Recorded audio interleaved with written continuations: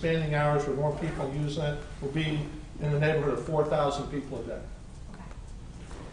The second one is this building going to be LEED certified? I didn't catch that, if you mentioned it or not.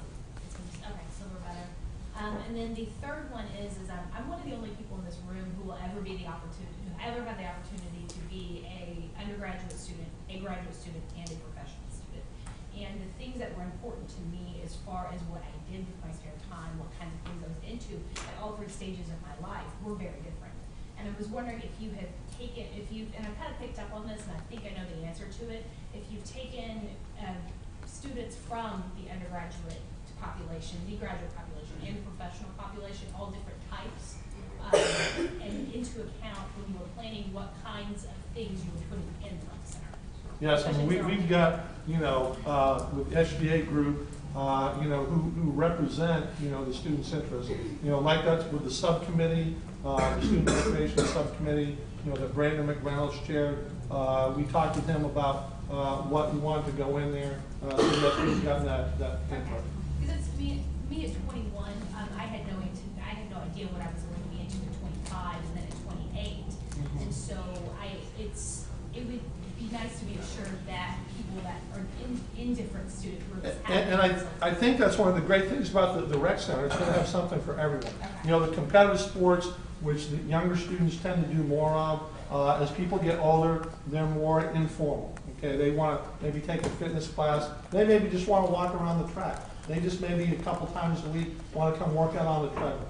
So we should, this place should accommodate everyone's needs. Wonderful, thank you. Also, Amber, we're meeting with the architects every other week. So if you or Travis or GSC has a member of your council who would want to sit in on those meetings, then you can put in more input as well. I would advise actually to talking to the law students, med students, dent, public health, et cetera, as well. Especially because their hours are very different. The times in which they would be able to use the rec center are different. So yeah. Yeah, I was just going to ask if these also apply to graduate schools or if they would opt into them. If they wanted to use the facility, would they then pay for it, or is it applicable to every This fee is for everyone, undergraduates and graduate students. For Belknap. And professionals as well as graduate? Professional students as well as graduate? It's for Belknap students. Belknap. So the professional students on HSC will be able to opt into the fee, but it's mandatory for the Belknap students in particular. So that includes the law school? Yeah. Okay, so it might be a stupid question, but say I'm a new student to the law school, but I'm still like a current student to UofL. Do I have to pay the fee when I start law school? Yes, you do. Okay. Yeah, because your status has changed. Okay. The hours is the big thing for us. I think with the extended hours, it's better for law students because sometimes our classes don't get out till 10:20 or something like that. So it's my own comment. Go ahead. I was just wondering if you have any idea how many years you anticipate the fee being applied, or is it indefinite, or? The goal right now is to pay off the bonds. It'll be 20 years. So the $98 fee will last for 20 years until the bonds are paid off. And then it'll drop down to about, I believe it was 48 to pay M&O after that, and for the life of the building. It's not going to be $98 forever. Kyle, then Mike. How will this affect the current space that we have in the SAC, as well as other areas like the Humana Gym? Okay. The Humana Gym will close. The Humana Gym will close. Okay. In terms of what the recreation space is going to become, there is a group that Mr. Moore could, if you want to recognize him, he can help you out with that. Once we get a little bit further along in this process and things become a little bit firmer, because we're still in some really planning and development stages, we have actually several years ago retained an architectural firm of Sasaki and Associates and Sherman Carter Barnhart, who did some master planning for the SAC. And at that point in time actually revolved around looking at expansion of the SAC. That helped actually to move us in this direction of looking at a new facility, because expansion of the recreation area was really more costly to do than to build new.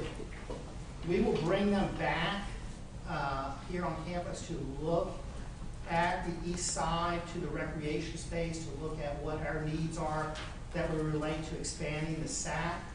Some of the things that we know are important to student groups and student organizations are more meeting space, larger spaces to be able to use here on the campus.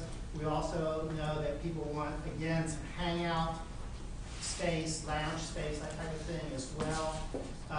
So again, we would do a very similar process that's been underway here with the rec center of getting a group of people from SGA involved with them to look at that, develop some things, and develop a plan to move forward from there. So we're starting to get pretty late here, so if you all have any more questions, feel free to direct them towards me in the next week or so, or you can shoot Dale an email. If you want to email me, call me, come by the intramural office, I'm always up for talking about the rec center. Remember that we're going to cover this in e-board next Tuesday, so if you all are interested, you're more than welcome to come to the e-board meeting, and we'll have a resolution here next Senate meeting to finally make a vote. So, Thank you. Is that all your report?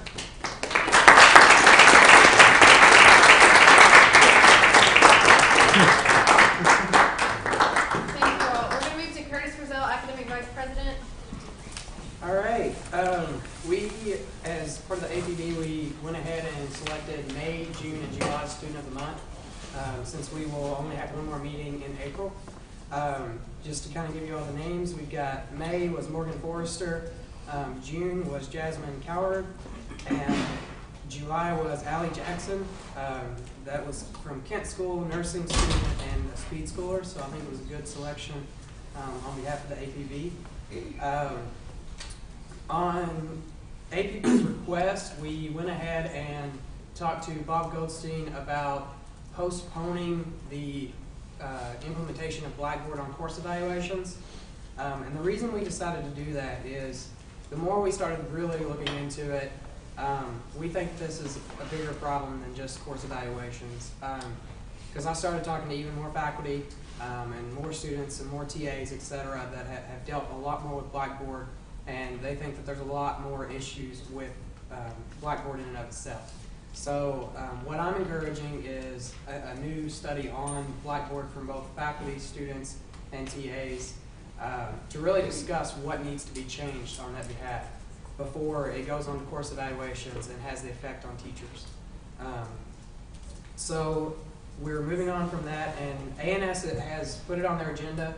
It's still on their agenda. It should be pushed back to the fall as to implementing Blackboard on course evals. We're hoping to kind of have that study throughout the summer on Blackboard itself. Course evaluations are about to open up again. Bob Goldstein's asked every member of SGA to really help spread the word. We did pretty well last time. I believe, I told you last time, I don't have the number in front of me, but I believe it was 58% used it. This will pass across campus wide. That may not be the right number, but I'm pretty sure it was. But approximately 50% used it last time. We're hoping to get that number up. I'd like to see it at least 65 so that we can really say that students are using the online course evaluations and teachers don't continue to stress going back to paper copies. As for another meeting we had was undergraduate council. We met this past Friday. This is probably the most important part of my report. Earlier on in the semester, I talked about the W's, withdrawals, and it's just now kind of coming to fruition. If y'all don't know anything about undergraduate council, it meets every other month, basically. So October was whenever they first kind of proposed the idea of us starting to talk about withdrawals. They had a meeting in February, which I believe got postponed, and then we have one this past Friday. And they meet every other month, like I said. So what they decided was we did submit a W's appeals process that APV looked over and approved. And what they're going to do with that is they're going to send it around to all the faculty units and get faculty feedback before we really try to push this forward. That way it's more of a cooperative effort to get this W appeals process rather than just a student initiative.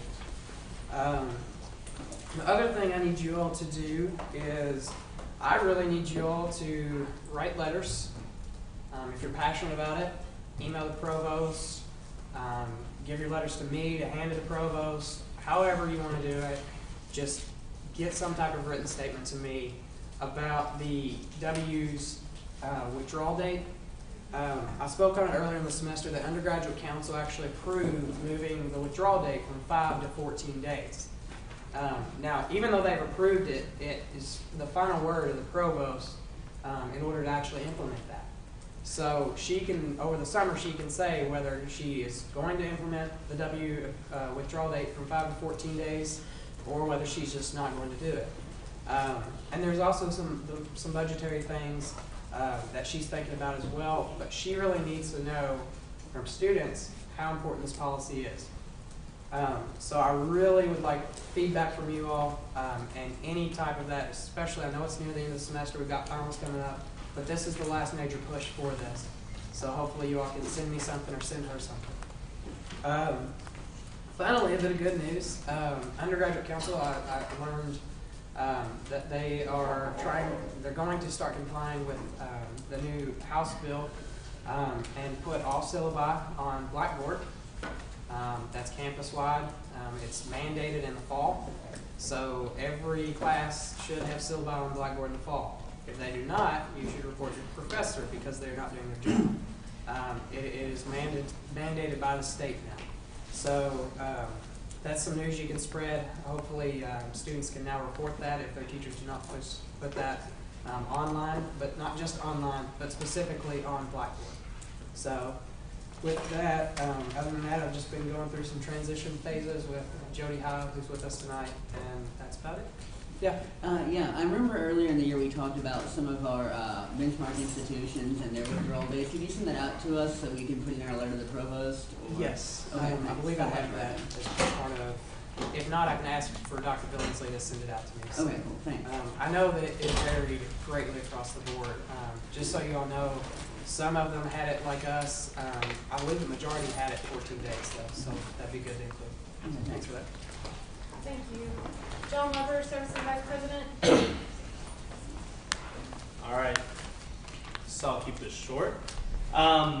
Dining, we had a dining service advisory committee meeting. The main thing that we talked about in that was that we advocated for longer hours. Talked a lot about when students eat, watched a video about kind of the new generation, and so I think that was pretty effective. Also, we'll talk about Sarah's resolution coming up, but I've already reached out with Maddie, to Maddie with Sodexo and Larry Owsley, the Vice President of Business Affairs, and I think that everything should be in place. We've already got the product, or an alternate product available in the Cards Nest, and we're going to expand that everywhere where the Sabra brand is on campus. With parking and safety, and this will go into transition working with Kara. Serena and I have done some research with several other campuses in the escort services, which I've reported before. I would send that to Kara because that's one of her big initiatives, and we're going to hopefully have something to present to Larry Owsley soon. As far as other transition things go, Kara and I have met. We've talked about what we've done this year, kind of where she can pick up on some things, and then also just talked about her ideas and kind of how to make those even more effective for next year. And also continuing to set up those meetings so that she knows who to talk with and hit the ground running. She's been doing a great job already, giving me some feedback, like I said, so we can make progress immediately. That's it. Thank you. Billy Garland, Chief of Staff. As usual, I'd like to thank the Senate for the very valuable time. A couple things I did want to bring to your attention is Monday of next week from 11 to 1 in front of the SAC and in the quad, we will be giving out blue books yet again, and as well as candy bars. So if you either have a sweet tooth or know somebody that does, please bring them by. And furthermore, the stamp that's on the front of the blue book does not say SGA Executive Branch, so we are, it says just courtesy of SGA. So we'd like to extend an invitation to any senator that would like to come stand with us. Hopefully it'll be rather warm and not raining. If it is raining, we'll do what we did last time, we'll go under some cover. But nonetheless, we would love to have any of you there to help hand out those blue books and represent SGA, just giving students one other thing that they might need. The other thing I did want to talk to you about tonight is on the 15th of April, we will be hosting the Task Force Freshman Thunderball, which Sana talked about a little bit before. What I wanted to talk to you about, and I know this has been brought up at a couple of different council meetings,